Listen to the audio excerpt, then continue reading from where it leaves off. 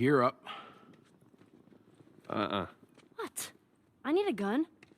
No, you don't. Joel, I can handle myself. No. Just stay here. Fine. Just wait around for you two to get me killed. Well, this goes on record as the worst fucking job you've ever taken. Yeah, it's up there. How in the hell is Tess okay with this suicide mission? It's actually her idea. Really? Well, the broad's not as smart as I thought she was. But, fuck her. Seriously, you gotta take that kid back to where you found her. I can't just take her back. Then send her packing, let her find her own way. Look, let me tell you a story. Once upon a time, I had somebody that I cared about. A partner. Somebody I had to look after. And in this world, that sort of shit's good for one thing. Getting you killed. So you know what I did? I wisened the fuck up. And I realized it's gotta be just me. Bill, it ain't like that. It's Bullshit. It is just like that. Hey! What'd I say to you when we walked down the steps?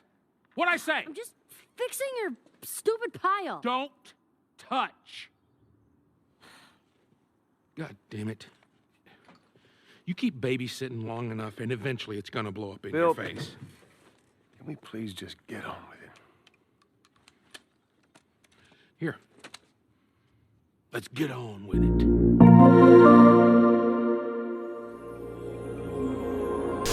Hello there, and welcome to episode 31 of the video game podcast, PlayStation Pals.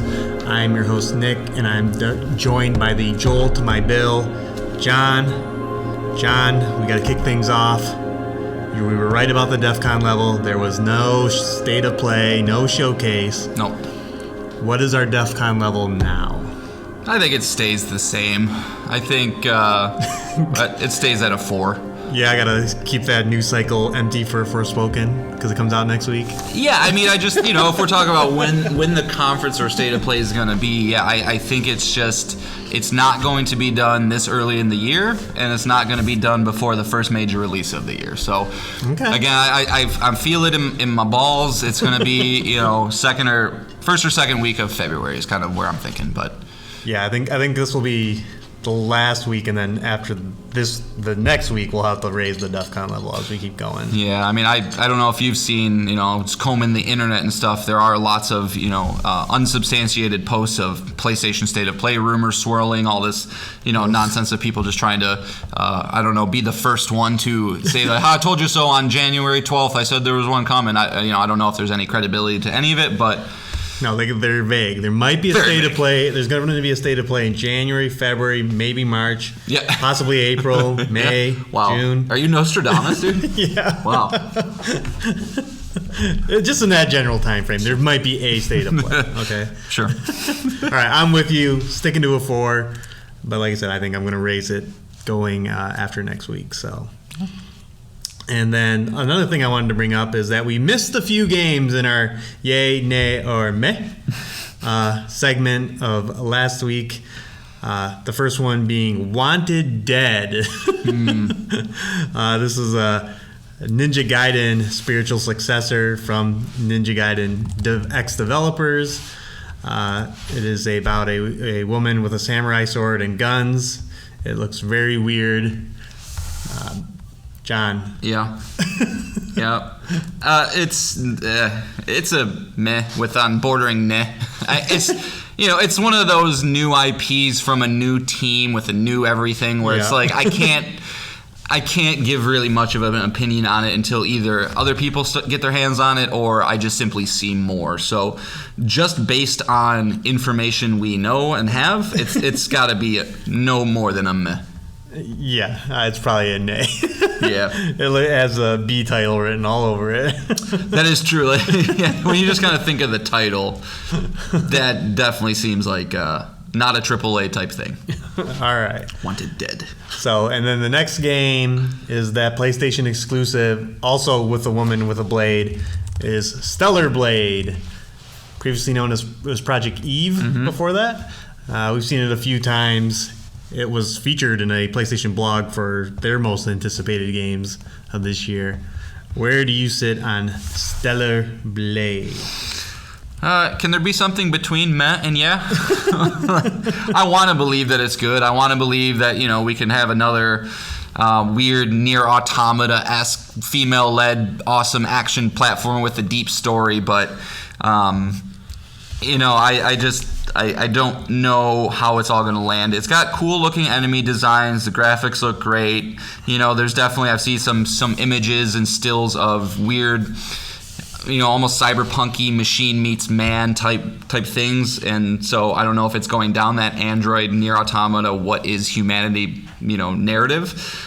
But I don't know anything about the developer. Who is developer? Shift Up. And is that the South Korean one? Yeah, I think that's the one, like, you listed off like a billion games and we could have named a single one. All mobile stuff. and that's kind of where I'm at, like in my video game career, I guess you could say, is I look first to the developer. It's I've decided a long time ago, movies are my other hobby, and the way that I typically think of a new movie coming out, the very first question I always ask is, who's the director? Because that's going to be the person who's able to influence the production probably more than anybody else. And so I feel like asking who's the developer on something is very similar. If it's somebody who has a good track record, a team that has put out some quality stuff in the past, I probably have a very good confidence rating that it's going to be good. But if you have not released anything, you gotta impress me first. Yeah, I agree with you, though. I think in these times now, we're going to see a lot of new studios and new games, so it's going to be harder and harder to do that. So, did you say what you thought? Is this a meh? It's a meh. Okay. Yeah, it's a meh for me.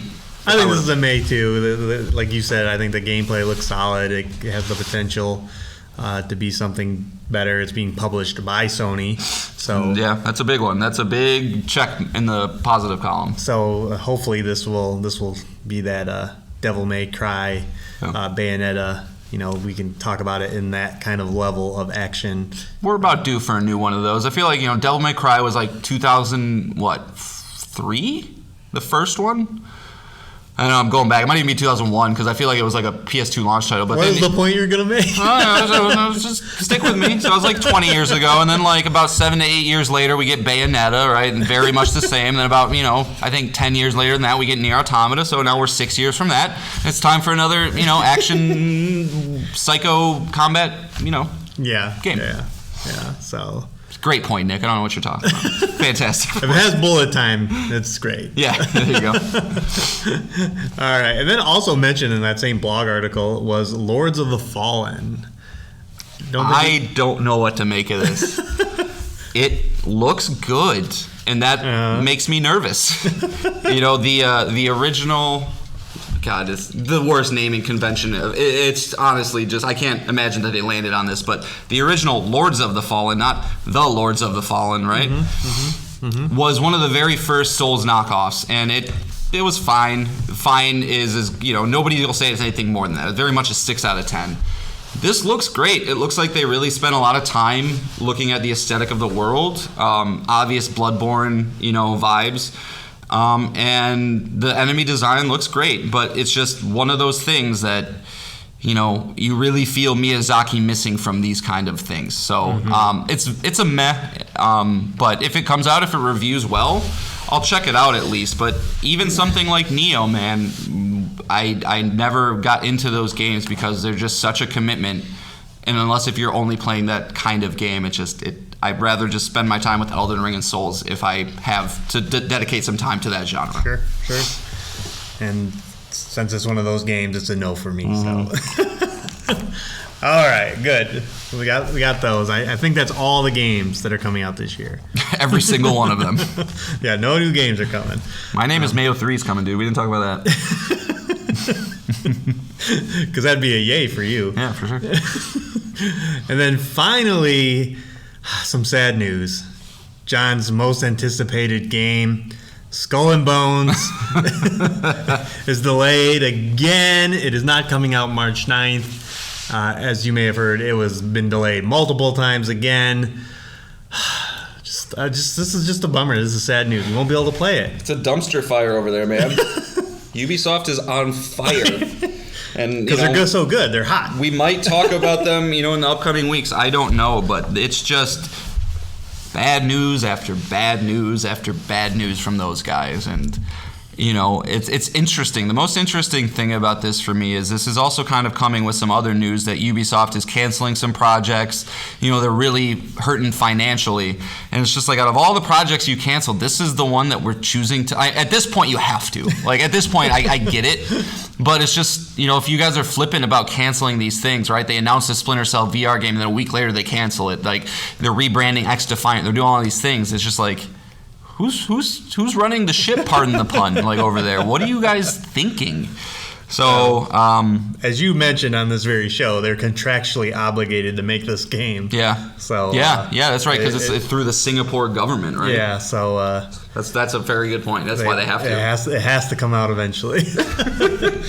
Who knows when? But yeah, they didn't give a new date. They just said sometime, fiscal 23, 24. So anytime from April of this year till March of next year. So I feel for that team, man. Like, I hope that their mental health is hanging in there, because I can't imagine it being easy to work on a fledgling, that's not the right word, but a beleaguered project like this for 7 to 8 years at this point. Right. Then to see all the conversations surrounding it, right? I'm sure these people are on the internet. They're seeing what people are saying. Nobody's excited for this game. And it seems like everybody's just saying it's dead on arrival. So it's just, I hope that those guys are able to just focus on what they need to do, really put in the best effort that they can and try and make a good game. But they have one of the steepest hills to climb of any game I can remember on release. Yeah. Well, at least they have more time, but I just imagine they've been crunching hard to try and hit this March 9th date. Do you remember those screenshots of that game? How much was on the HUD?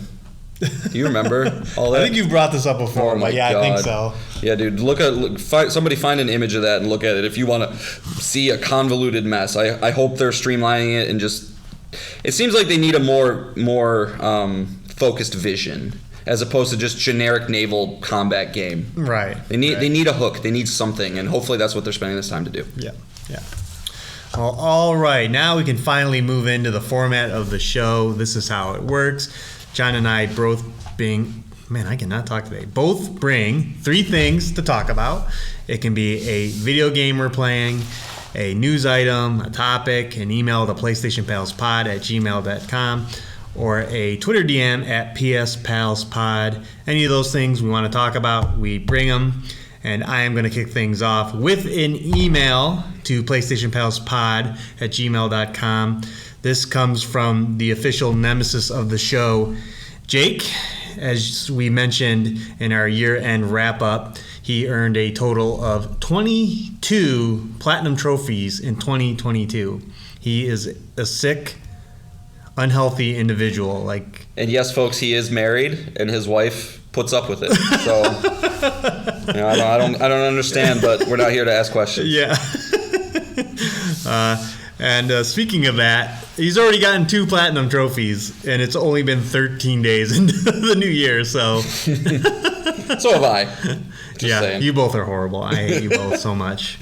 But he wrote into the show, and the title of his email is Second Chances. He goes, "Hello, pals. Long time, first time. I want to hear your thoughts on giving video games second chances. I recently read an opinion piece, which he did not link, about how the video game industry should stop remaking good games and instead remake games which could have been great but missed the mark. In a world littered with sequels, reboots, and remakes of already successful and beloved franchises, what are some old mediocre games you would love to see be given a second chance?" And there's 2 parts to this, so we'll stop there at the first part. Sure.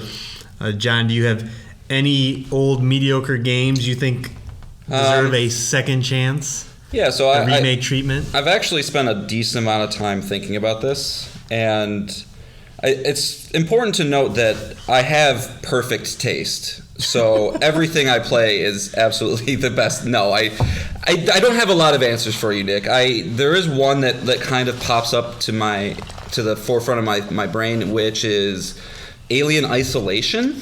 This was a 2014 horror game from Creative Assembly, who are the guys who do the Total War games. So it was kind of a little bit out of their wheelhouse, but I think they were very, very close. And for anybody who played that game, it's a stealth game through and through where you are being stalked by an alien on a ship, and it's very tense, it's very claustrophobic, but they did a great job nailing the atmosphere, the tension, and had some of the most incredible AI design of any game that I can kind of recall. There's a guy that Nick and I work with, and he was telling me a little bit about it, and the way that he kind of said it was, the way that they designed was, there was an AI in the front of the alien and an AI in the back of the alien that was checking where the player was at all times. And there was also another AI that was kind of overseeing the entire map, and so that would kind of nudge the alien in the right direction of where you needed to go. But it was always present somewhere on the map at any given time, which is, I think, a cool thing that I don't think there's a lot of games that do something like that. Yeah, so it leads to like dynamic encounters. Yeah. Like no one's two playthroughs are the same. Nothing is scripted. Where the alien appears. Yeah, that's a really good answer. Yeah, and so I think they just missed the mark. I think it was a little too long. It was about 25 hours, which is just too much for something where you are literally, your heart is beating nonstop. It's intense. And, they could have maybe fleshed out a little bit more combat mechanics. It felt like, if the alien sees you, you're fucked. You just can't do anything. And so if that game got another shot, another chance, maybe a little more focused, could be something special, especially with graphics nowadays. So that's kind of the first one I think of. The other one I thought of, but I've never actually played this, is Spec Ops: The Line.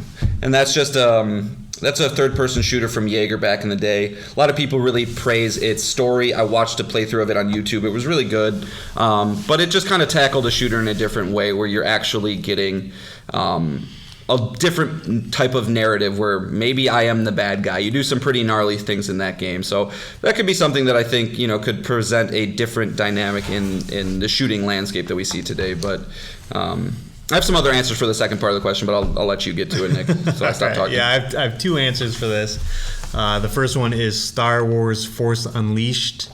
This was a much older game, a 360 PS3 era, in which you played as a Jedi with unbelievable force powers. The ability to take a Star Destroyer out of the sky. Wasn't his name Starkiller? Yes. Just a great idea, giving the player the ability to use the Force in extreme ways, but it was very janky. It did get a sequel, but they both were just mediocre, buggy games that if you could do with today's tech, and I know like Jedi Fallen Order and Jedi Survivor are kind of refilling that, but not to the extremes that you can do in that, like just whipping people around all over the place.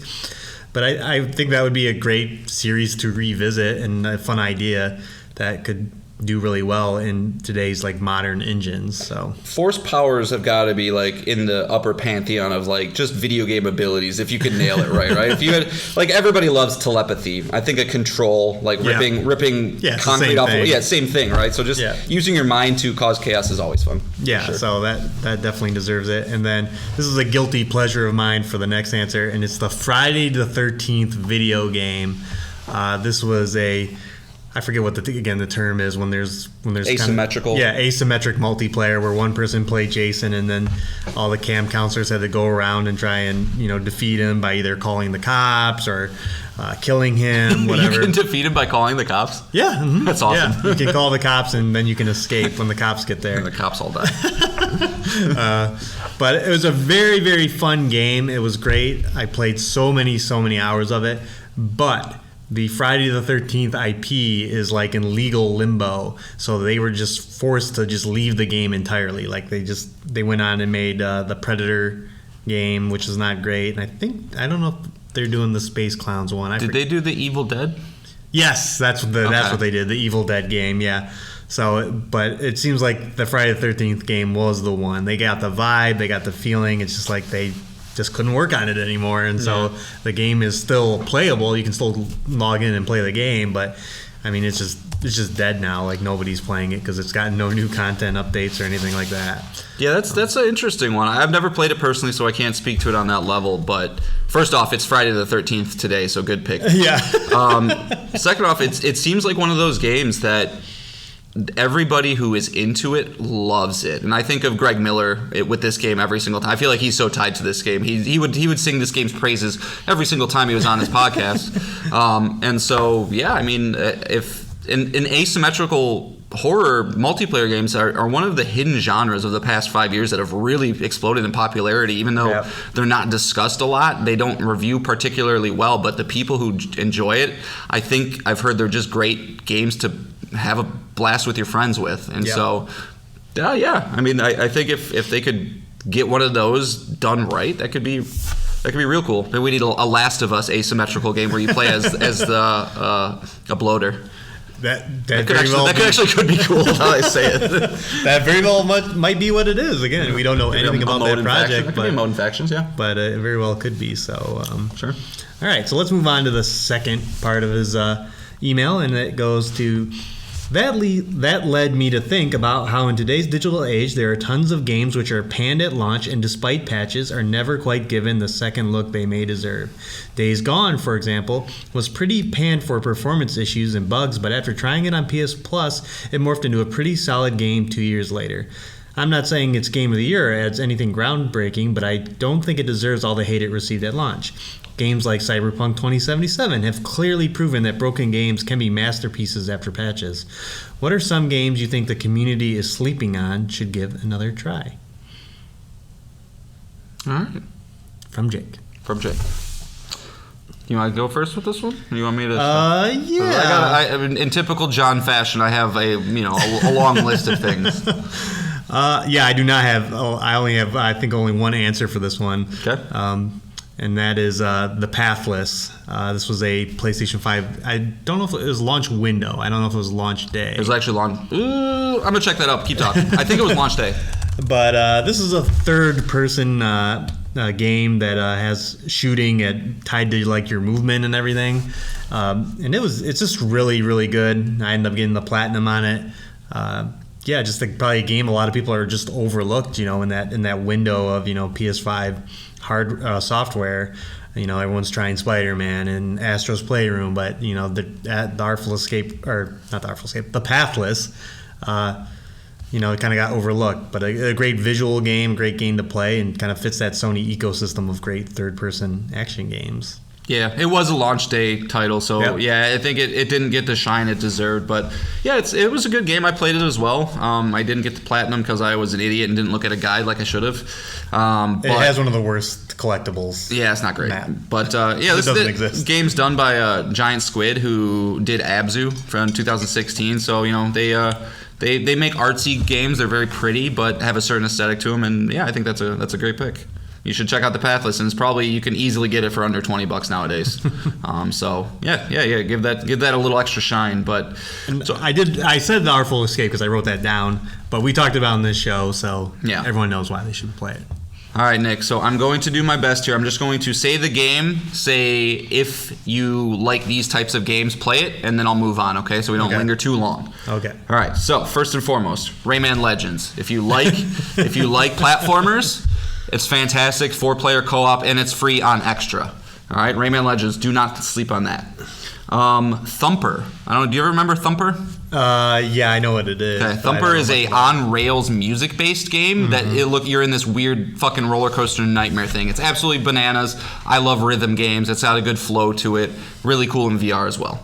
Danganronpa, I don't want to speak more on it. We've talked about it on the show in the past. Great game, visual novel. Don't sleep on it. The Messenger, I've talked about that on the show as well. Free on Extra, incredible 8-bit and 16-bit Metroidvania style game that everybody should play. Ghost Runner, another game on Extra. This game kind of, I think, slipped under a lot of people's radar. But every single person that plays it, I think, really digs it. It's fast, it's fun, it's one of those kind of, you got to get through a level, kill all the enemies, and if they get you once, you're dead. So you kind of just keep restarting. But that game's super fun. What Remains of Edith Finch is, I don't think, an underappreciated game, but it's one that is also available on Extra, and anybody who hasn't played that game.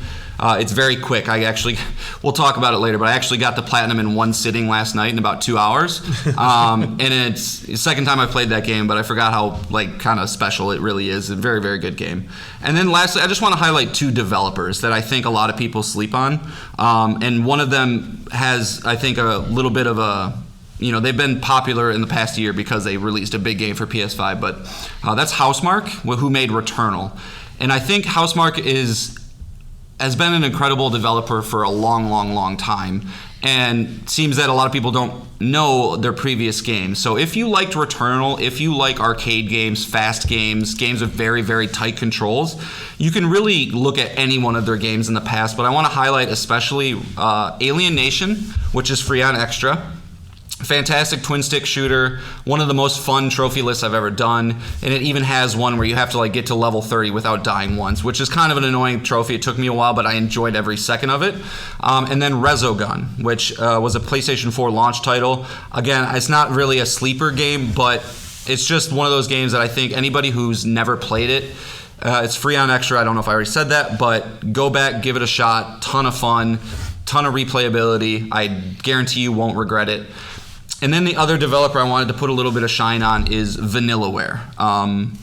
And they haven't really done anything lately. The most recent game they have is 13 Sentinels Aegis Rim, which Nick and I both played, and it was actually really, really good. It's a narrative game first and foremost, where you kind of, you're going through a story as, I want to say, 12 different characters who are kind of experiencing their own thing, and then you'll go back into this grid-based battle system, do a battle, get a little bit more story, then transfer to probably a different character's perspective and go through their story. And it kind of bounces back and forth. It spans a lot of different time, but it's one of the cooler sci-fi stories I've played in a while. And I know you like that game as well, right, Nick? Yeah, it's very good. The art is great.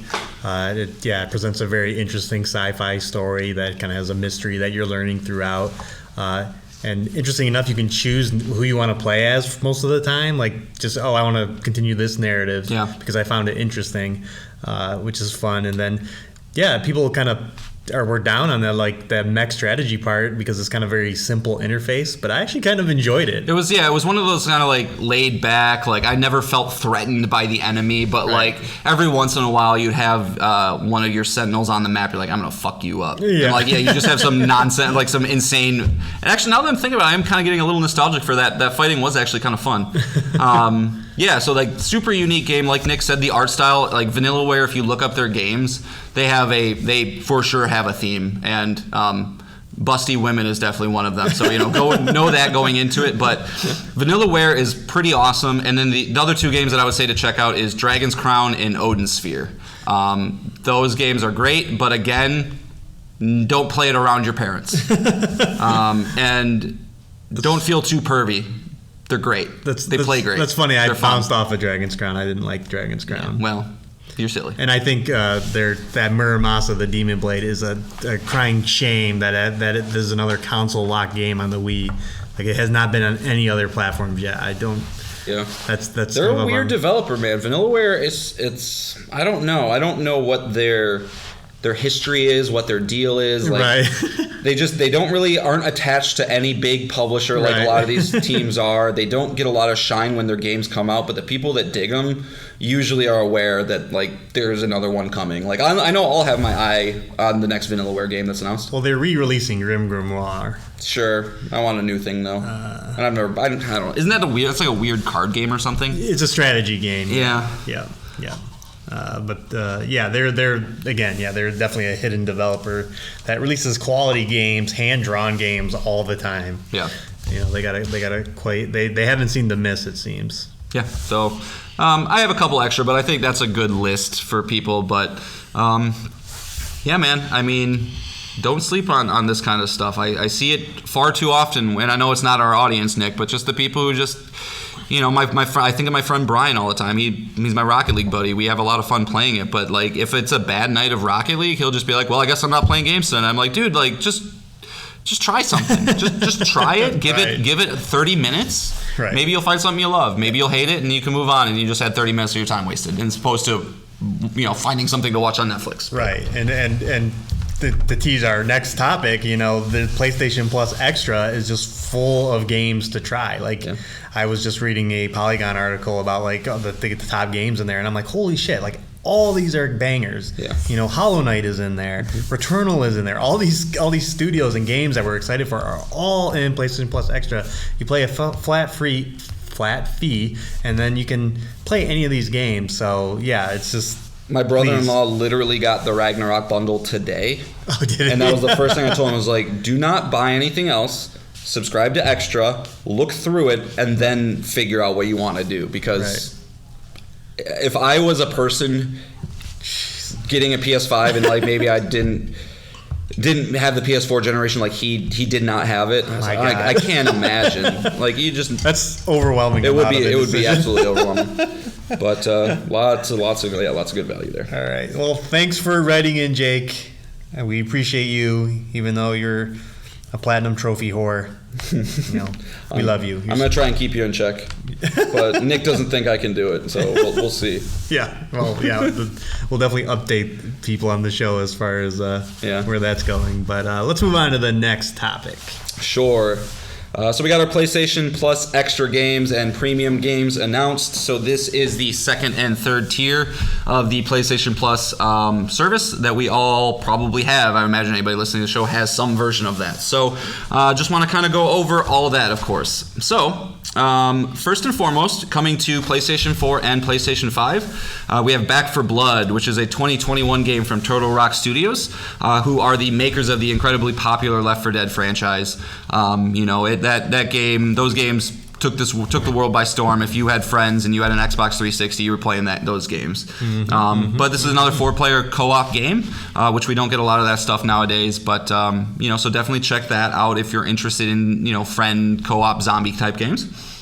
Then next up we have the early 2018 PS4 release, Dragon Ball FighterZ from Arc System Works. They are the makers of the Guilty Gear fighting franchise, which honestly it's probably risen to like the cream of the crop when it comes to just quality fighting teams out there. So you know that you're getting something good. I believe, I didn't look it up, but I believe this got like an 88 on Metacritic, very well received. Yep. But it's Marvel versus Capcom style, where you kind of get a team of 3, have them bounce in and out, and yeah, it looks beautiful. It looks just like the show.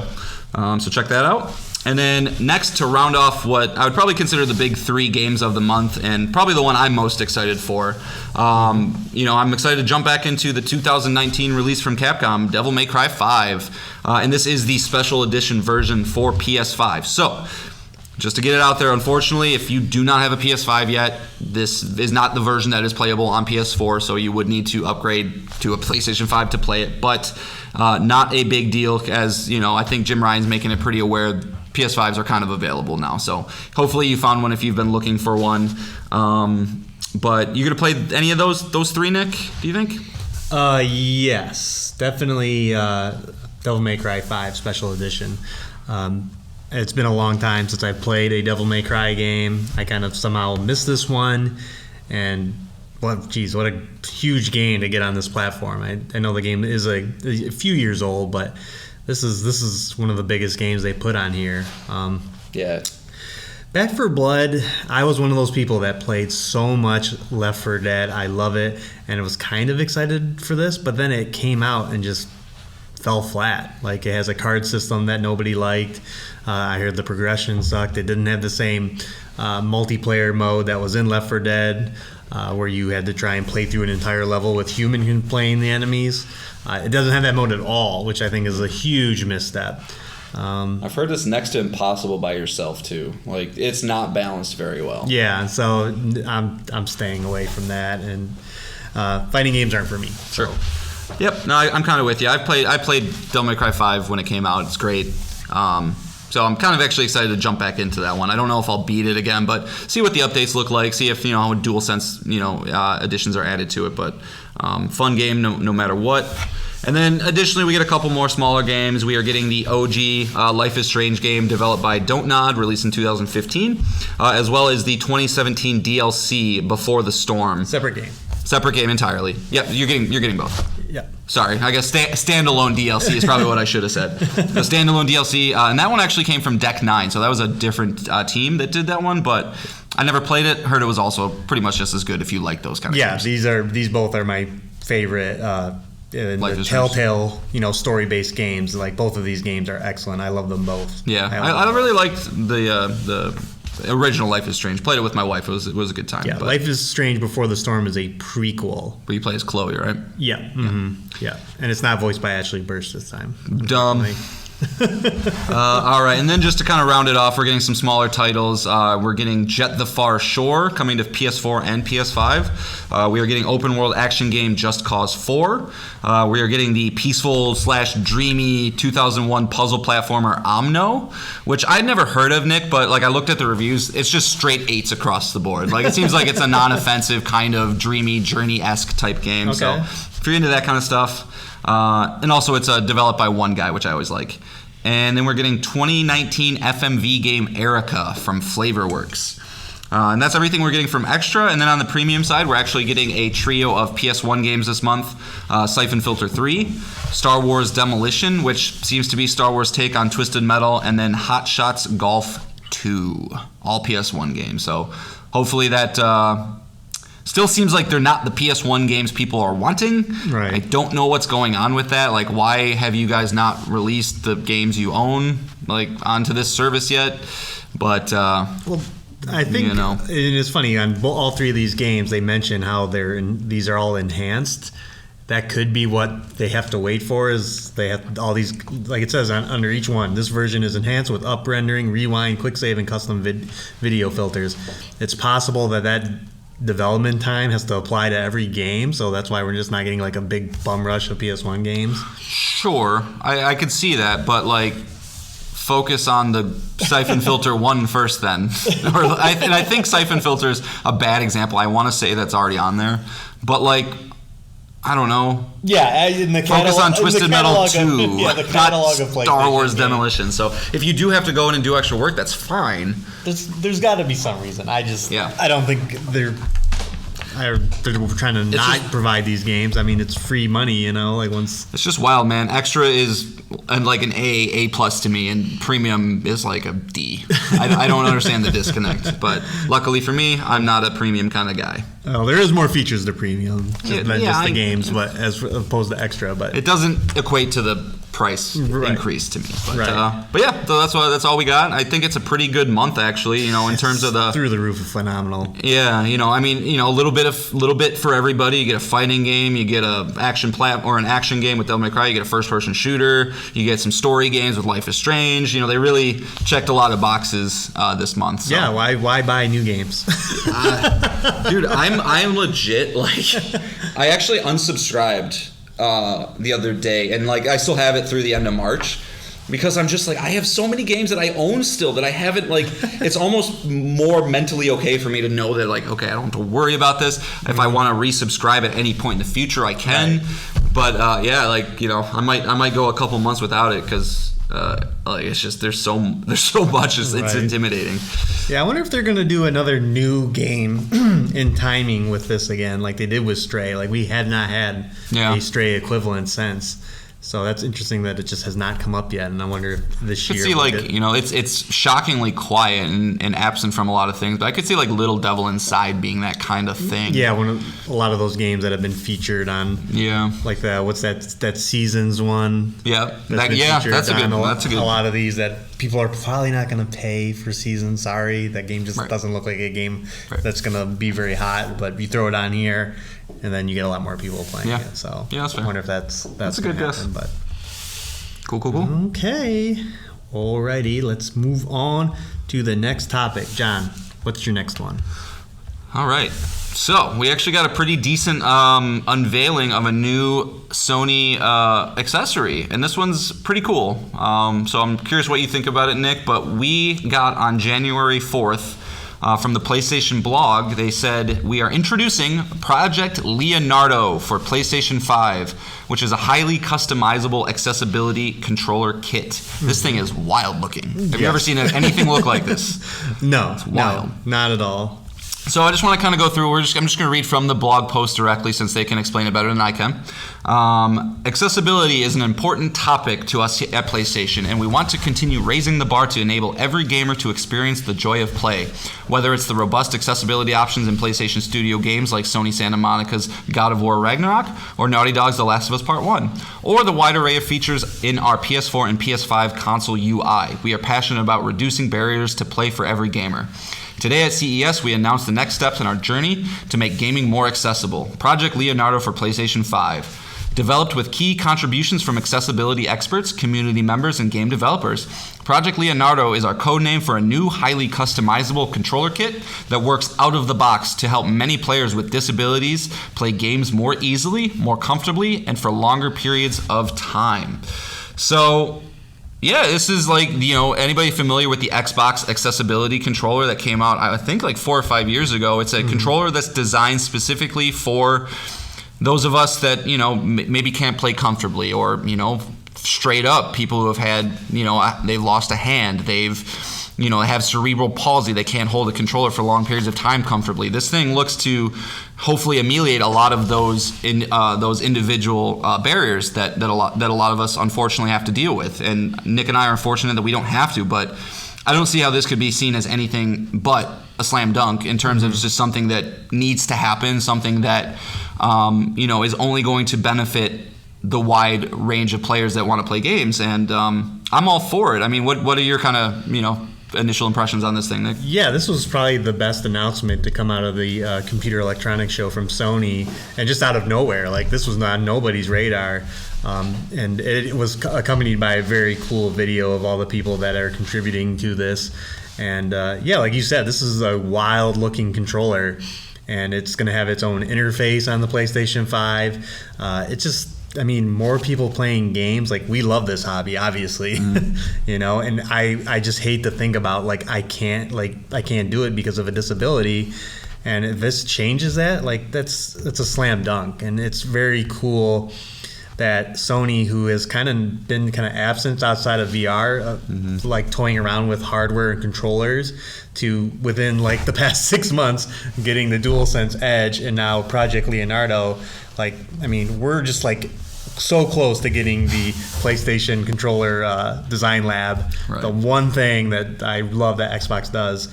And this is cool. This is just out of nowhere, and just a fun announcement. There's nothing bad that you can say about this. Yeah. So just to kind of try, and I'll do my best to describe this thing, but it kind of looks like a disc, or it's a disc, right? With, it seems to be 8 separate spots around the circle where you can plug in and plug out different, I guess we'll call them buttons, that you can customize to match any specific button you want, whether you want this to be the L1, the X, the triangle, it doesn't matter. And it goes as far as to have, looks like 2 buttons can be joined together. So if there's specific games where you need to hit 2 buttons at the same time, it makes that a little bit easier. You can attach a fighting stick controller, or think like a Pac-Man style movement controller along the outside, so that you can have movement that way. You can pair these things with your DualSense, or pair them with another an extra Project Leonardo kit as well, to really adapt and configure it the way you want. They've really thought about the customizable piece of this, and I think like we have already said, it's can't be seen as anything except a win. And highly customizable, like I've already said. Pretty cool piece of tech, man. That I don't know, they haven't said anything about pricing, announcement of when it's coming, or anything like that. But I'm sure that we'll get a lot more information about this soon. It seems like something that they're probably getting ready to roll out this, I would bet, fall. Right. Is probably, if I were to just be a betting man. But yeah, I think it looks sweet. And I kind of had a thought, Nick, and just to bounce this off of you, do you think that there's any possibility that this thing can be used in the future for non-disabled gamers? And I know what I mean by that is, like, I know they're not going to come out and be like, hey, look at what else you can do with this. Sorry, we didn't do this for you, disabled gamers. That would be a very bad optics. But like looking at it, it seems like maybe there could be some use for a fighting stick, or controlling an old arcade game, or a like a Resogun style flying game. Like I don't know. Do you think that there's any possibility for anything like that? I don't. By looking at it, I don't know. Yeah, I'd have to see it in action to be able to make like that kind of determination. But in theory, if you're again just like the DualSense Edge, if you're trying to get like that kind of edge on the game, like half second between button presses, because now the triangle button's closer to this button or whatever, right.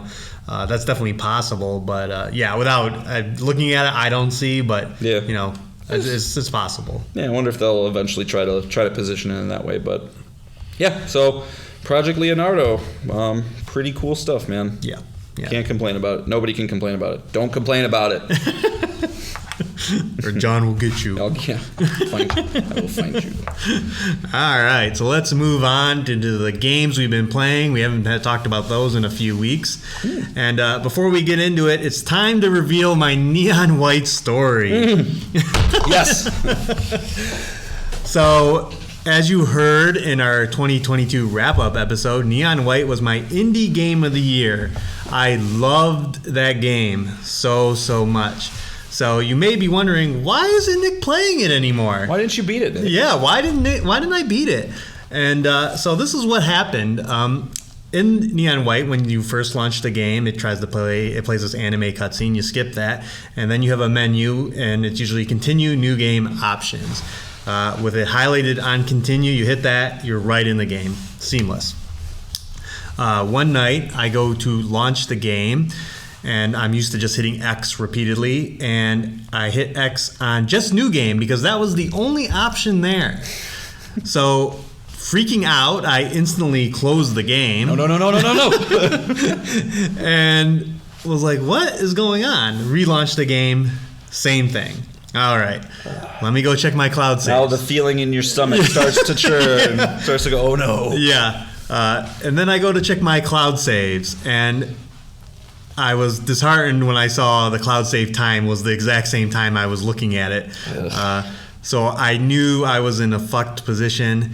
I really haven't had to go and grab saves very often, unless it's like a game I had on my PS4 and I need to bring that save down because I didn't transfer my data. But cloud saves don't offer versions, which is a huge bummer. Crazy. So you can't go back and get older saves, the save that happened yesterday or the day before or whatever. It's just there in case, you lose your console, you have all your saves, they're there. But once you have a Bork save and that Bork save uploads back up into the cloud, you're screwed. Both saves are borked, game over. You have to start all over. And where I was at in Neon White was very sad. There's 12 missions in the game. I was at the end of mission 10. Up until that point, I have aced, which means I've gotten the best time and got all the collectibles up until that point. And when Nick says missions, each mission has about 10 sub-missions.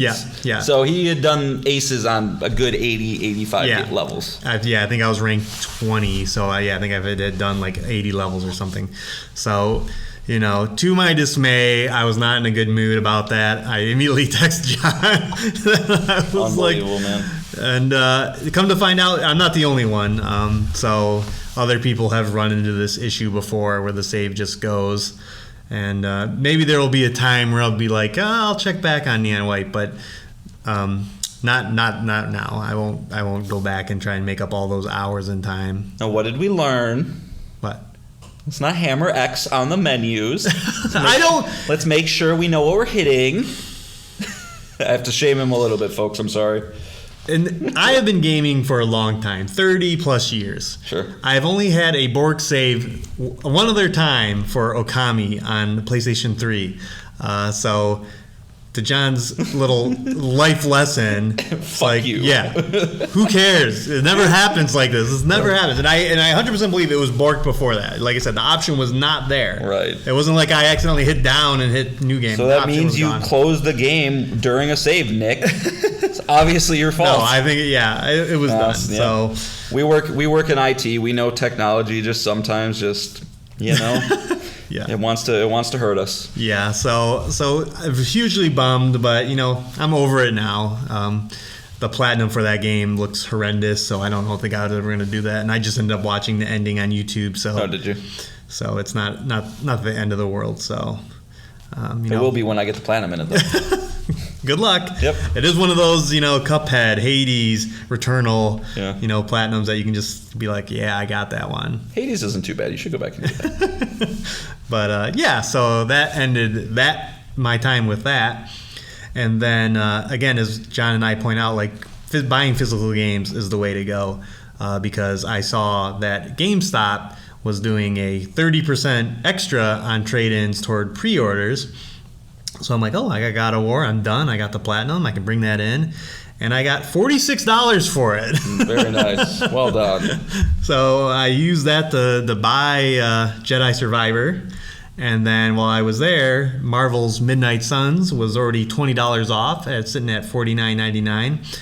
And I had been on such a big Marvel kick lately that I was like... Lately? His entire life. yeah. So I was like, you know what? Now's the time. Like, there's just this empty window of time. Like, let's check in, and I can bring it to the podcast. So I purchased Marvel's Midnight Sun, a game that, again, I was like, every time I see this game, I get less and less interested. But I am enjoying it so far. So Marvel's Midnight Sun came out on December 2nd, 2022. It is from Firaxis Games and 2K, makers of the XCOM series. It is currently sitting at an 83 on OpenCritic. In the game, you play as the Hunter, the son or daughter of the big bad guy of the story, Lilith, who's also from Diablo 4. She came into this world. Man, who did Lilith piss off in the video game industry? So you can customize your hero, so that's why son or daughter. You can pick all the options, and then You're always a girl in games, right? no, Oh, no? it depends. Okay. This one I'm a guy. Okay. I don't know. It's just wherever the wind blows, I Yeah. guess. Pretty much, if I can't create a character that I like looking at, I usually switch genders and then go from there. Sure. Okay. So Hydra resurrects Lilith. So the Midnight Suns, who is Blade, Ghost Rider, Magic, resurrect you, the Hunter. And so you're battling Hydra and other big Marvel bad guys alongside, the Midnight Suns, Doctor Strange, Iron Man, Captain America, Wolverine, etc. Right off the bat, this has to be one of the ugliest games I've ever played. Yeah. Like, visually, it looks horrible. Like, all around, it's just not appealing. It's like they're using the same engine that they've used in the previous XCOM titles, which are years and years old, and it's horrible to look at all the time. The characters' faces, if you're not zoomed out on the grid battlefield, it's like, ugh. You told me that, and I went and immediately looked up the final boss because I'm never gonna play this. He's not lying, guys. Like, go look at and for me at least, it was the faces. Like, Yes, I didn't the really faces are try really to bad. take in the environments or anything. I was shocked. They look like Xbox 360, and I'm not exaggerating. Yeah, Like, yeah. ugh. It is not a pretty game, and this is how kind of the game plays. Is like you're on a battlefield. You have that isometric view. You have 3 heroes, and each hero brings 8 cards per hero, and those are editable decks. And you unlock new cards as you progress through the game, and then each turn you can play 3 cards. You can move a hero once, or you can interact with the environment. You can throw bricks at guys, push them down cliffs, all kinds of things. And positioning kind of does matter because you can knock enemies into other enemies. You want to get them closer to the explosive barrels and all that kind of stuff. And that part is very, very fun. Like, the more and more cards I got, the more and more I liked it. Especially when you get away from like the base heroes. The new heroes they introduce are cool, and every hero is different. They kind of serve a different role in your deck and on the field. But it does have this like very monotonous gameplay loop. So after you get out of a mission, it is nighttime, and at nighttime it's time to talk to people. It's time to fuck. It's time to talk, and it's time to do clubs and all that stuff, and explore the Abbey grounds, because your home base is this giant customizable grounds with mysteries on it that you can explore, that you can hang out with your other members. You can hang out with Spider-Man, you can hang out with Iron Man, and you do all that stuff. And again, the ugly faces, you see so much of that because you're talking all the time. There are dialogue options. You're getting relationship points with one person. You're getting light or dark points based on decisions you make. And you do all that at night. Well, then you go to bed. And then daytime comes up. And this is where you can talk more. Oh, God. You can talk, you invite people to hang out. You want to go painting with Captain America? Nope. You can go painting with Captain America because you want to raise that friendship level. Nope. And this is where you can do research. You can give out gifts. You can upgrade cards and do unlocks. You can do training. You can send your fellow members on solo missions where they're going to come back and bring more resources or cards for you. And then after all that, you go to the mission table, and you can pick a story mission or you can do another side mission. And whether you do either of those things, the loop starts back. So you can't be like, okay, I did a mission. Now I just want to go do another mission. I just want to knock out like 4 missions in a row. It's like, nope, you're coming back. It's nighttime. Start that loop all over again. What would you say is the average time of a card battle and the average time of the night day cycle? Like how much are you in fighting and how much are you out? Depends, because obviously those things will vary on what you've unlocked and where you're at in the story. But I'd say probably, you're looking like 20 to 30 minutes. 20 to 30 minute fight and then 20 to 30 minutes. No, well, just like a combination of everything. Okay. And this is me like when the day cycle. Sorry, okay. The writings. I love comic books and all that, but I just cannot care about the writing. It's very cheesy. It's very bad. Yeah. I cannot stand this version of Tony Stark. He is the utter worst. And so I am skipping a lot. I'm skip. And it's still 20 to 30 minutes. And like I said, that's if you just want to do a side mission. Right. You're still coming out and doing those things because you have to. You want to, because friendship levels, unlock passive gameplay abilities. And research gets you more things in the Abbey grounds that help make your characters be better and helps heal them faster, et cetera, et cetera. And so it's that loop that's just like, oh, man. Yeah, maybe Persona's not for you, because a lot of this reminds me of Persona, right? I think that's probably the most direct comparison, and that's how I felt with I played probably 10 hours of Persona 4, fell off of it on my Vita. Tried Persona 5, fell off of it after about 10 hours because, every single time I wanted to just do more dungeons and battles, and I had to pick if I wanted to go to the arcade with Ryuji or An. And I'm like, I don't want to go with either of them. I want to play the game, and I understand that is the game, right? In Persona, it's just as important to build these relationships and go to school and study or whatever you want to do. It's just, it got a little tiring after doing that every day. Yeah. And I always had this feeling of FOMO too, where it's like, do you want to spend time with Wolverine or Iron Man? It's like, well, which one's going to give me a cooler ability? I don't know that, so I don't know. And it's just, it creates this cycle of not feeling good about playing something like that. So and I'm definitely gravitating toward the heroes I like playing as. And so you got Cyclops, Wolverine, and I wish Cyclops was in the game. Oh, he's not? No, he's not. Oh, another funny thing about this game is it has a store, and that's like the first thing you see when you launch the game is like, oh, new costumes in the store for your ugly characters. And I was just like, I click on it, and it just spoils like every playable character that's gonna be on your party. So, so I know which other heroes I will be in my party because. So if you don't want to know, if you don't want to know, and you want it to be a mystery, like who's playable in the game, don't be able to buy anything. Yeah, don't buy anything. Sorry, just don't go ignore this portion of the game. Yeah, just ignore the story. But I thought that was funny. I was like, oh, okay, nice. I'm gonna have that character. Oh, cool! I can be the Punisher later. Great. Yeah. Cool. Yeah, exactly. So, but that being said, I'm still enjoying it. I'm kind of like, I just don't play it in very large chunks. It'll be like, maybe 2 or 3 of that cycle, and then I'm just like, I'll put it down. Kind of a lot like Neon White is like, sure. You can't. It's hard to play long periods of time with it. So I've been enjoying it. It's kind of filling my time as we get here to more. PlayStation Plus extra games. If we see it, and it's unlikely that we do because apparently sales are pretty soft, but if there was a Marvel's Midnight Suns 2, are you buying it? As of now, your opinion? I would really hope that they really need to get away from whatever this engine is they're using. Sure. They need to. And I think this is on last gen consoles too, but maybe it's not. The way it looks, it fucking better be. I was just wild to think that versus Horizon. That is hopefully that is what their focus is on because yeah, it is. Okay, it's even on Switch. Okay, so they just need to focus on a new engine, focus on current gen consoles and PC, and I'd be there. Okay, I would love. I'd prefer it to be just X-Men. Be at Xavier's school and everything else. Then I'd be in 1,000 times over. See, it seems like a better fit.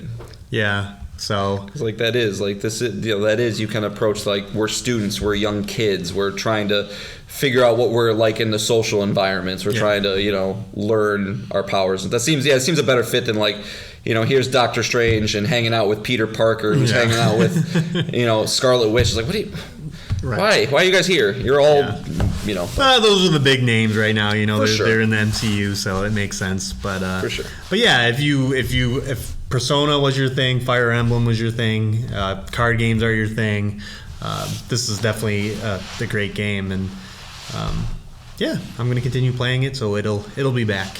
I'll have some final thoughts. Have you looked at the trophy list? Is that a possible or no? There's a lot of hidden trophies. I don't think you can because I think there's a trophy for maxing out the friendship for every character. God. Yeah, okay. And I don't think that's possible in one playthrough. So, fair. And there's no way I'd play through this game twice. It's just too long. Yeah, no. Too much time taken. So, that's my experience with Midnight Suns. And I will talk about the other game we've been playing, the other card game, and that is Inscryption. This is from Daniel Mullen Games and Devolver Digital. It released on October 19th, 2021, where it was nominated for quite a few, I believe, Best Indie Game, Best Strategy Sim Game. And then it came last year to PS5, PS4 on August 30th, 2022. It is currently sitting on an 86 on OpenCritic, and I'm going to divide this discussion into two parts. Cool. The first part is how the game plays, and then the second part, the weird world around it. That is definitely the highlight of the game. So this is kind of how the game is. It is a roguelike deck builder in which you move up a map.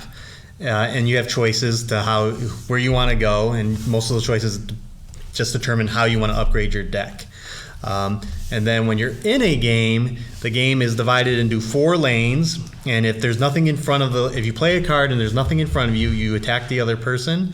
If there is a monster or animal in front of you, you attack that first. And you play cards by sacrificing other cards. So if you want to play a 1/1 wolf, you have to sacrifice a squirrel. So you have to play a squirrel first, sacrifice a squirrel, then you can play the wolf. And when you say 1/1, that's like what does that mean? One attack, 1 health. Okay. Sorry. No, that's fine. And bigger, better things require more sacrifices, So if you want to play a bear, you're going to have to sacrifice 3 different things. So you're going to make sure you have 3 things on the board before you sacrifice it. And this is the part of the game that I do not like at all. It is very frustrating. And the first part is because your opponent, Leshy, the guy you're playing, he doesn't have to follow these rules. He just puts things on the board willy-nilly, so he doesn't have to sacrifice units. He can just flood your board. And if you don't have a good starting hand, and I forgot to say, you have a choice at the beginning. You either draw a playable card that fights, or you draw a squirrel, which squirrels you need to sacrifice the play cards. You have to make that choice right at the beginning. Squirrels are always free. You don't have to kill anybody for a squirrel. Yeah, squirrels get on the board for free. So you have to do this micromanaging of, well, should I get a squirrel or should I get a guy? Or I don't have any guys, but I need to draw a guy, but then I draw a guy and I don't have a squirrel. So then I'm just stuck. Right. And this thing's beating the shit out of me. And you only have, I think, 6 health either way. So if the enemy attacks you and does 2 damage, you're at -2. But if you attack and do 3, then he's at -1, and you're good. You're healed up. So it's just a scale. Yeah, it's literally like the justice system scale. Yeah, it is literally whichever there. way it's leading. That's what indicates health. Yeah. So I don't know. I just find that very frustrating from a gameplay perspective because if you die at a boss, you have to restart all over, and if you die twice on the field, you have to restart all over. And especially the bosses, just dying once and you're done it just doesn't feel good. Yeah. How far did you make it, Nick? So the game is divided into acts. I made it to the final boss in this act. Okay. Leshy himself. Okay. So I'm also very limited playing this game. I've purchased it. I've played, I don't know, an hour and a half. So it's hard for me to have a lot of formed opinions on it. But I will say I was very excited to play this game. I like meta style things that, Doki Doki Literature Club and what's the other big one that it's escaping me at the top of I can't think of it right now. But things where it's like the game is not what it seems, right? Right. We're going to get to that part. Right. I know we will. But yeah, so it's hard for me to evaluate the game on a card level. One thing I am interested in is a lot of different roguelikes. Like if you're experienced in the roguelike genre, which, correct me if I'm wrong, Nick, you're not really. You're kind of like, Returnal, Hades. That's kind of about it, right? Yeah. Right? Yeah. So just recently introduced, so that's within the last and years. Roguelikes are one of my favorite genres. And so sometimes when you play through one of those, the games are almost designed for you to kind of get your shit kicked in a couple times. And so, there's many different types of roguelikes, but one of the big defining characteristics of them is like, do I just level up while on my playthrough, or is there a way to increase my overall level after a playthrough and then go into the next one slightly stronger? And I feel like this might be in that second camp where part of the game, for better or for worse, is kind of getting your shit kicked in until you're able to get your deck into a position where the first world is really nothing. And you're kind of, think right. Hades, right? Like the first couple of times you get against Meg, you get your shit kicked in. It's hard as hell. By the time you're getting to the final act in that game, you don't even think about her. Yeah, of course. And so, there might be that battle, but, I will admit, if that's, the frustration, it's not really great design. If and if they don't have to follow your rules or the rules that have been established, it just leads to frustration. Yeah, and it swings both ways. I had this card Mantis God, and he would attack 3 lanes, and he starts off as a 1/1, so he does 3 damage right off the start, and he only costs 1 sacrifice. I got him up to 4, so if I played him on the first turn, I win. It's just over, and then with bosses, there's multiple phases, so it just wins that first phase. So it does swing both ways, but it feels bad when the enemy floods the board and you're playing optimally. You made all the right choices. This is how you can get the most cards on the field, and it's nowhere close. They just flood you too fast, and it's just over in an instance. And I don't know. I stopped playing the game. I did enough runs, and I was just I think I failed on I don't know how many I did, but I failed on another one. I only made it to the final guy once. And I fucked it up, as we'll get into the meta behind it, the outer world around the card game.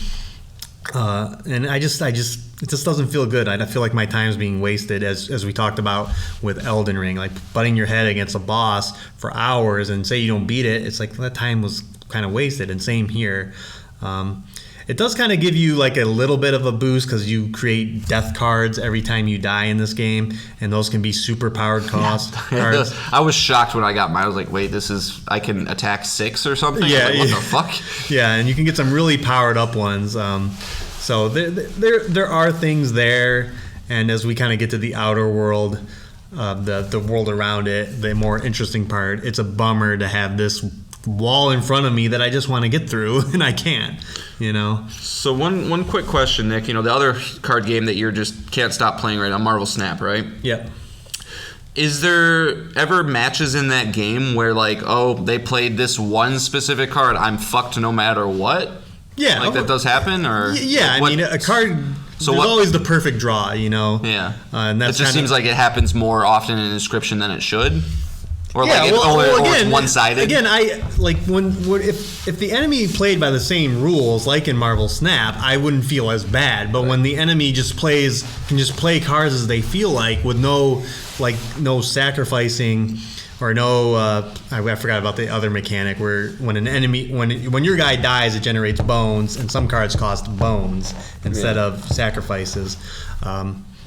But when you're playing when they can just play the cards as they see fit, it's just I can't. I know, I get that for sure. Yeah. There are items in the game that kind of can help you turn the tide. You can pull out your own tooth, your character's tooth, and put it on the scale to give you 1 point of, health against them, or heal you for one. And you can get free squirrels and bottles. So there's some helpful things, but I don't know. I just only had that one good run and couldn't do it. No, that's important in roguelikes is if you are going that route where like it's meant to be a very, very high wall initially, you need to bring it somewhere else to get me wanting to keep coming back and not just getting upset that I lost because you're a computer and I'm a human. And I know there's probably someone listening that played the game and was like, I beat it a third time, like no problem. There's a guy we work with, he loved this game, so I'm curious to talk to him about it too. Yeah, so that's the card game, the movement part. Now let's get into the weird part. So when you launch this game, you realize that new game is not even an option. You can't even do it. The only option is continue. And how precarious. Yeah. And while you're playing this card game, you can get up from the table and walk around in first person mode, and you can interact with the world. And then on top of that, some of the cards are actually talking to you. You'll draw this little weasel card, and he'll talk to you, and they'll tell you, oh, there's a way to get out of here. There's all these things you can do. And you'll see things in the environment and interact with them, and they'll get you new cards.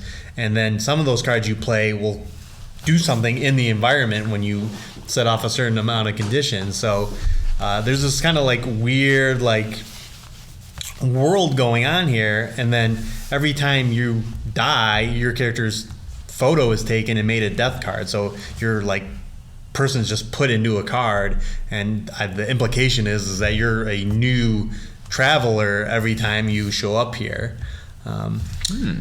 So there's even weirder stuff. You at one point you get a knife and you can cut out your own eyeball.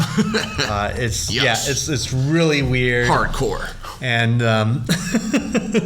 and I won't spoil it for John, but after my failed attempt, I was like, well, why do people love this game so much? Like, why is it reviewing so high? And that's because the second act is just completely different. Like, big bunch of weird and crazy stuff happens. And I won't spoil that for anybody that wants to try it, but yeah, I do intend to learn it, because like I would be lying if I said like I understand the game fully, right? Like, right. It's hard to jump to conclusions, or I just spit everywhere. Hard to jump to conclusions without really giving it a fair shake. And I'm too experienced of a gamer to know that sometimes you just need to understand everything about the game to be able to come to a conclusion about it. So right. I plan on it, but yeah, I mean, hey, not everything can be a banger, man. Not everything is right. for somebody. Right, and if you're not having fun, like why? Yeah, if you're not having fun playing games, like I wish I could just skip this mode. I don't like I'll lose the trophy. I just want to play the rest of the game. Yeah. Yeah. So that's my thoughts on Inscryption. I don't know. Maybe I'll go back to it. Maybe John will play and be like, "Oh, okay, you got to play through it. You got to play through it now." Yeah. There's this one thing that you didn't get to that makes this mechanic not be shit. Yeah. Or something. Yeah. Or maybe I should just go and look online and be like, "Here's the build. This is how you win." Right. Like, well, only if you're really looking for something to play. Yeah. So I think that's it. Unless you got anything else to say about it. No, I'd just be talking out of my ass. So. No, we can move on. All right, John. Bring us the final topic. All right, so I'm going to keep this one kind of brief because we're going to be inundated with this discussion for the next 9 weeks or so. So I did... Inundated like it's a negative thing? Inundated like it's a good thing. Is inundated always negative? I don't know. I guess it's usually used negatively. The connotation provides... Positively inundated with The Last of Us discussion. So I was able to platinum The Last of Us Part 1. And... it's truly one of the greatest stories ever told in this medium, and even outside of it. It's, I was talking to Nick about The Last of Us, and we don't need to get into specific stories because most people listening have probably played it, and also, again, the show's coming out on Sunday, so I don't want to spoil anything for anybody. I forget every time I play this game how many truly gut-punching, jaw-dropping moments that there are. And it's not in the typical way that you expect, where there's large explosions or, you know, big character deaths. It's real human interactions with massive emotional stakes attached to them, delivered perfectly by Ashley Johnson and Troy Baker and everybody else in the cast. Yep. That you cannot replicate this level of emotional depth that comes with this series. Like, and that's obviously what sets it apart from everything else. Simple dialogue exchanges can just feel so raw and impactful, and you know, you feel the emotions bleed through the screen and into you. I'm gonna steal a video game donkey line. Is that they talk like people talk over each other. They interrupt each other. They're mad. They speak non-verbally. All these things are in the game, and that's why it feels so good. You play Horizon Forbidden West, and it's just like two people standing at each other and just talking back and forth. And the Last of Us is just like all over the place. You don't know what's gonna happen. Right, they're people are pacing yelling the floor, at each people other. are being held back. Yep.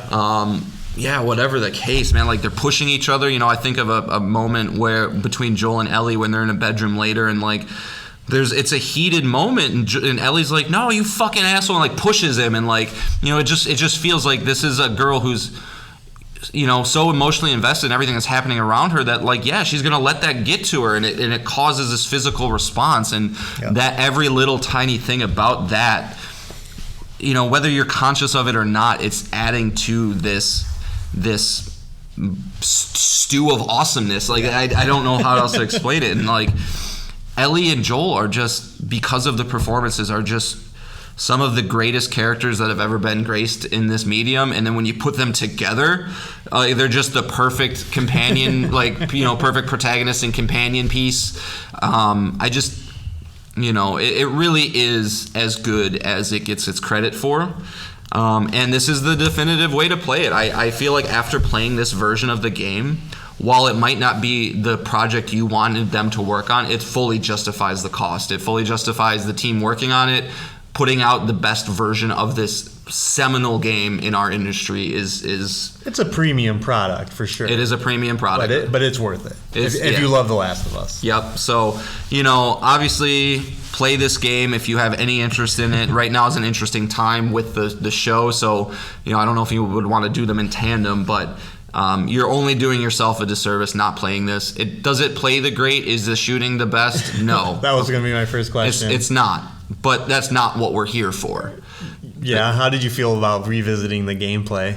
It was fine. Like, right. It didn't hurt at all. Like, there was moments where I wanted to be playing like The Last of Us Part 2, where I'm crawling, I'm doing more with my combat. But I knew that I knew why I was there, and it was to have these intimate moments with these characters. And and this was the first time I've ever platinumed it too, so, you know, going through the world a little bit more intricately and reading every note, like, right. I don't know about you, Nick, like, when you go through a game and, like, you know, let's say this game, it had about north of 200 collectibles, right? Like, if you go through a game, not necessarily The Last of Us, do you typically read everything?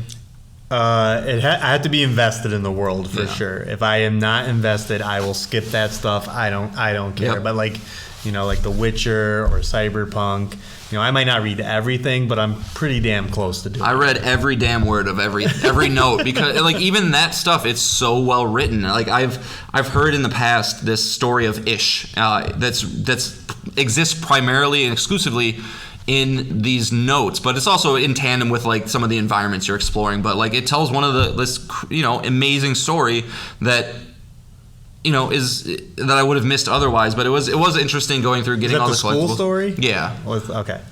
Yeah, that's pretty good. Yep. So again, show coming out. Don't want to say anything, but you know. But that being said, like, there were it's not absolutely perfect. Like, you know, going through this game, you know, wanting to get the platinum, and this is my own fault because I'm a junkie, but like, it was kind of annoying. Like, okay, I have to look up in a tree for this tiny glimmer of a Firefly tag that's dangling that nobody would ever come across on their own. Especially that college campus one is absurd. Yeah, that's such a big environment in the game. It's silly. And like, it's cool if you want to reward people for exploring, but like, this game has the perfect system already instilled in it to make it a little bit better, which is the listening system. If there was a way that they could highlight collectibles in the listening system, or have a map, a small map, or something that allows me to get to these things more organically, so I didn't have to worry the entire time, did I miss something? And granted, at least in the chapter selection, it shows you what you're missing in each chapter, so you can kind of know in the general area. But that could have been a little bit better. But man, playing through this game, this was my third time. It reaffirmed the level of quality the story is, how much I truly love Ellie and Joel. Ellie specifically, I just think she's so good that I want to go play part 2 right now. Like, that's how I feel right now. I'm not going to, but maybe one day I will platinum it, because I feel like it's the same exact shit. It's just, you just got to find everything. I think so, yeah. You know, I hope there's not any multiplayer element. Oh, no, there's no multiplayer. So this is the first time you've played Left Behind. Yes, actually, yeah. Yep. What were your thoughts on? Well, let's divide it up into the two parts. So there's the timeline that inserts itself into the story of the original Last of Us after Joel falls and gets hurt, and then Ellie's past with the friend that she mentions at the very end of the game. How did you feel about we'll start with the current timeline, the mall and ice. Saving Joel? Yeah. Yeah, it kind of sucked. Yeah. It was fine, but what I realized while playing it was two main things, I think, is that Last of Us without melee as a backup sucks. Yeah. Like, if you ever get close to an enemy and you just have Ellie's dumb knife that does nothing, it sucks. You know, especially towards the end of that DLC, you just come across these scenarios. Like, I think of the very last fight. Yep. I had 3 pistol bullets, 2 bow and arrow bullets, and that was it. And so I had to, like, sneak around, find somebody that I was able to backstab. But granted, this is the final fight, so there's people everywhere. To get a little bit more ammo, to try and kill some other people. I just bumped the difficulty down as far as I could, because I was like, I don't want to. Yeah, it highlights the weakness of Naughty Dog games before Last of Us Part 2 is like the combat is not great. And then toward the end of every game, they ramp it up so hard that it's just not fun. You're just like, I want to get through this. Yep. Whether you're Nathan Drake or Ellie or Joel or whatever, you just want to get through it because it sucks. And yeah, John's talking about an encounter at the very end where a bunch of guys are trying to break into Joel's location, and the first part is stealth, and then you do that, and you're like, oh, good, I got it. And then the next part is a giant combat encounter where the enemies know where you are, and then that combat encounter progresses to another level when the infected are involved. Right. And it's just horrible from start to finish. Like, oh my god. Yeah, if you're making me modify the gameplay settings that I established at the very beginning of the game at the very end because you make it too annoying, it's not great game design. Yeah. And I think I remember at the very last combat encounter, I just tried to let the clickers take care of everything. I was just literally avoiding people. Yeah, you hide. Yeah, because I don't want to do this. So that part kind of sucked. What about the combat encounter with the stalkers in the storage area that's flooded and the vehicles are parked in there and you got to get the gas? I don't remember struggling with it too bad. Okay, I wondered if you had any thoughts about it. If you just went through it, that's fine. Yeah, that part freaked me out. Oh yeah, I mean it was a little intimidating. I don't know. I feel like I remember in that playthrough being Ellie and just having a couple sections where I was just for some reason flicking the stick in the exact perfect spot every time. I think I headshot 6 guys and I was like, this is easy. This isn't a problem at all. You got surgical? Yeah, exactly. I got surgical with this bitch. But yeah, so it was okay. It was okay, but the Riley stuff was fantastic. It was, it was so good. Phenomenal. It's everything I would expect from narrative Naughty Dog. Yeah. In fact, I kind of wish the entire DLC was just not they could have gotten rid of that the combat stuff. And let me just get the story of Ellie and Riley because it has some incredibly powerful moments like they always do.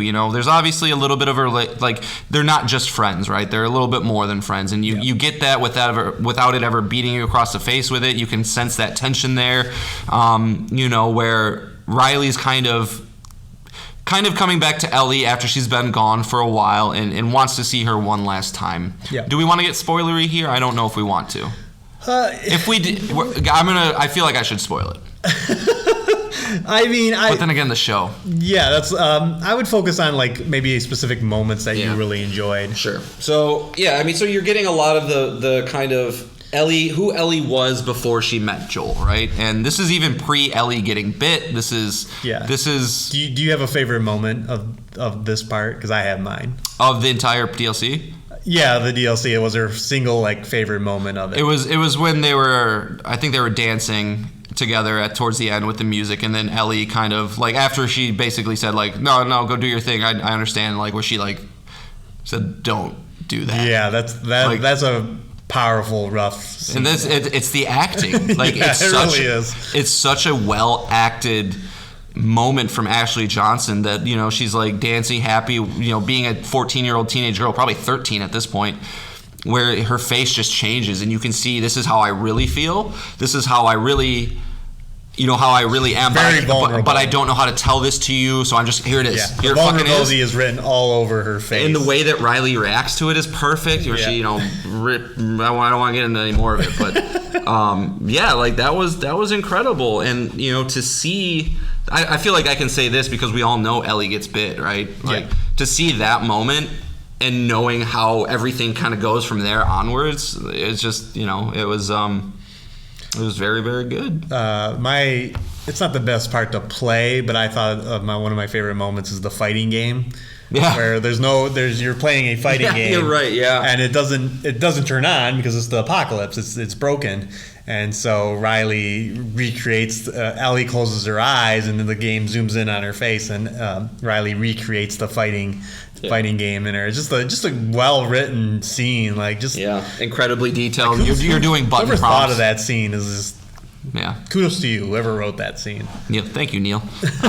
You're doing button prompts to like kind of try and simulate it a little bit, and like Ellie again, she starts off and she's kind of like, "This is stupid. What are you doing?" Yeah. And she grows this sly smile while she's doing it. You can tell she's getting into it, and again, just showing how close they truly are with one another in this post-apocalyptic bleak fucking world that nobody ever wants to be a part of. Like they actually found something to fight for, to be wanting to be with, and again knowing what we know happens is just heartbreaking.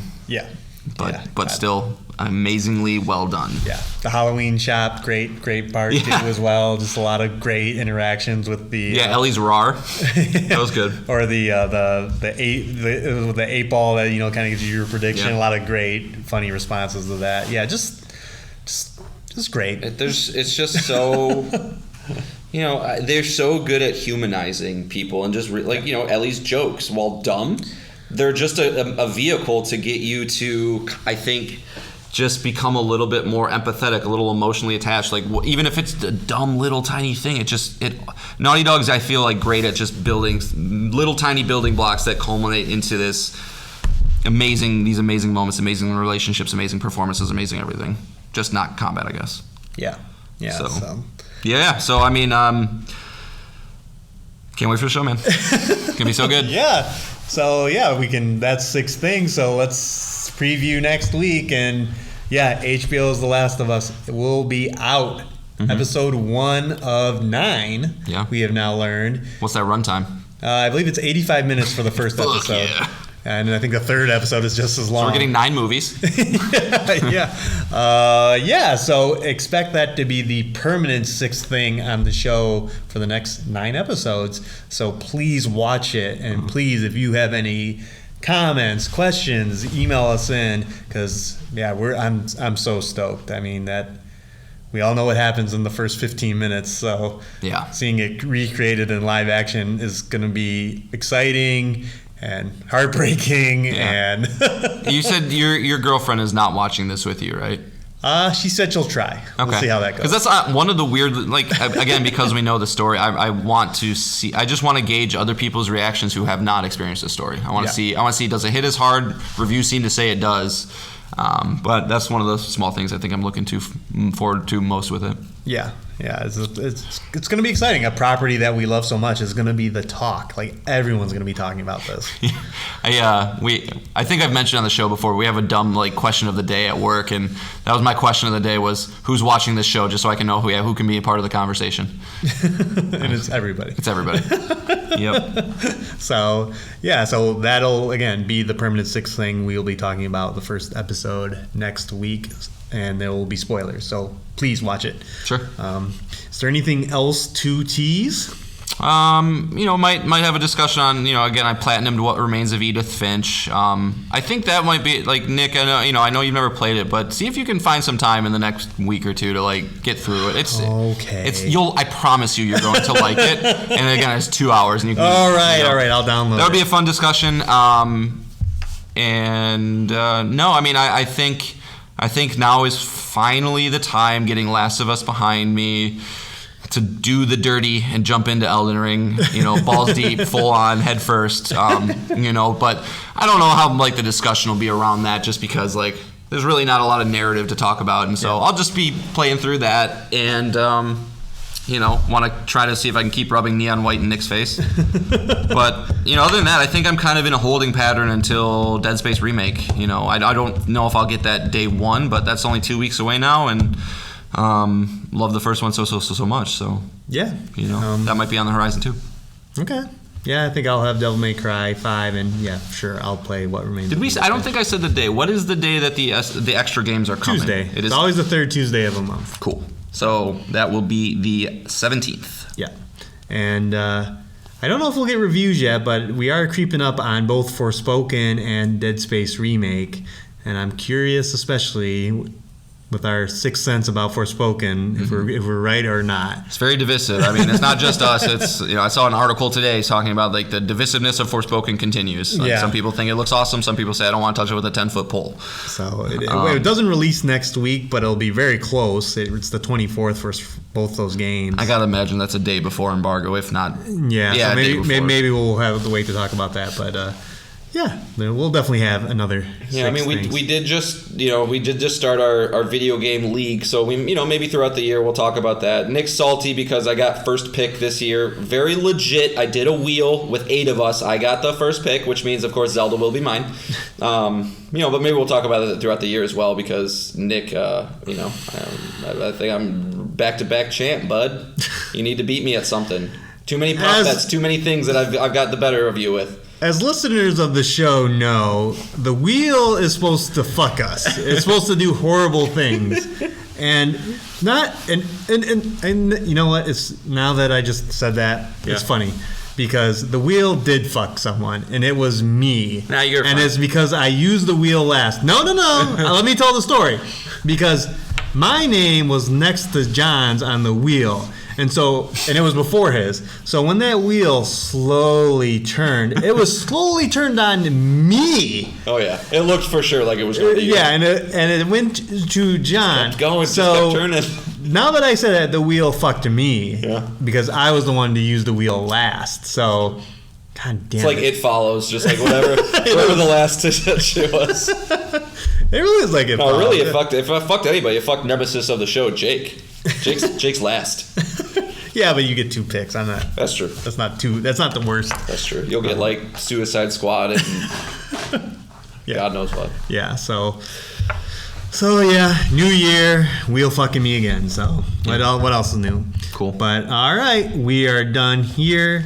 We thank you again for listening. Again, if you have any questions or thoughts on that HBO's The Last of Us, please email us at PlayStationPalsPod@gmail.com. Yeah. Oh, I should mention the song. Oh yeah, do that. Yeah, we do a song at the end of every episode, and this one again to continue the Last of Us train, to get us all hyped, is The Last of Us Part 2. That's the exact song name from The Last of Us Part 2 by our boy Gustavo Santaolalla. Ooh, and he researched that, folks. Very nice. And which I believe we featured on the very first episode of this show, so very fitting. So great song. Let's get hyped. The show's here. So we will see you next week with 6 more things. Cool. Bye, guys. See you on the other side.